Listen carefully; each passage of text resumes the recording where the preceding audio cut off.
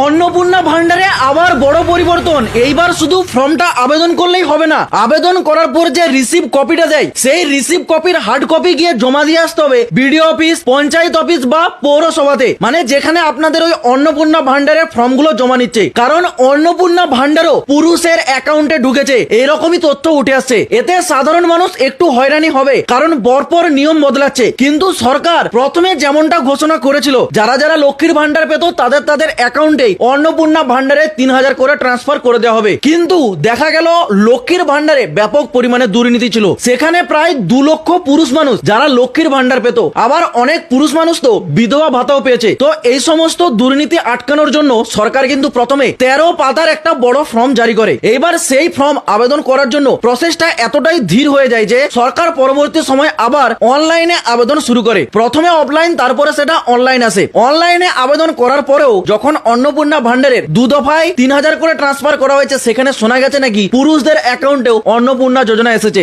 এই কারণে এরপর থেকে সরকার আরো নড়ে চড়ে বসেছে, আরো কড়াভাবে পদক্ষেপ নিচ্ছে, মানে এরপরে যেন আর কোন রকম দুর্নীতি না দেখা যায়। সেই কারণে যারা যারা অনলাইনে ফর্মটা আবেদন করছেন, আপনারা অনলাইনে ফর্মটা আবেদন করার পর একটা রিসিভ কপি দিচ্ছে। সেই রিসিভ কপিটা এইবার কিন্তু দপ্তরে গিয়ে জমা দিয়ে আসতে হবে। সেটা আপনাদের বিডিও অফিস, পঞ্চায়েত অফিস বা পৌরসভা, যেখানে যেখানে আপনাদের ওই অন্নপূর্ণা ভান্ডারের ফর্মগুলো জমা নিচ্ছে, সেই রিসিভ কপির সাথে আপনি যে যে ডকুমেন্টস গুলো দিয়েছিলেন ওই আবেদন করার সময়, যেমন আধার কার্ড, আইডেন্টিটি প্রুফ, এছাড়াও হচ্ছে ব্যাংক অ্যাকাউন্ট, সেগুলোর এক কপি করে জেরক্স অ্যাটাচ করে আপনাদের অফিসে গিয়ে কিন্তু জমা দিয়ে আসতে হবে। সেখানে সেটাকে ফিজিক্যালি ভাবে ভেরিফিকেশন হবে, কারণ অনলাইনে আবেদন করলে তো কোনো ফিজিক্যাল ভেরিফিকেশন হচ্ছে না। যারা অফলাইনে আবেদন করছে তাদের তো ফর্মটা বিডিও অফিসে জমা পড়ছে, সেখানে বিডিও স্যার দেখে তারপর এন্ট্রি করছে। কিন্তু অনলাইনের ক্ষেত্রে কি হচ্ছে, সরাসরি সার্ভারে চলে যাচ্ছে ডিটেলস, এবার সেখানে ভেরিফিকেশন করে কিন্তু টাকাটা ট্রান্সফার করে দিচ্ছে, সেখানে কিন্তু ফিজিক্যালি ভেরিফিকেশন হচ্ছে না। এই কারণেই এরপর থেকে সেই রিসিভ কপিটা জমা দিতে হবে, সেটাকে ফিজিক্যালি ভেরিফিকেশন করা হবে। মানে যেই ব্যক্তি জমা করছে সেই ব্যক্তি কি আদৌ পাওয়ার যোগ্য,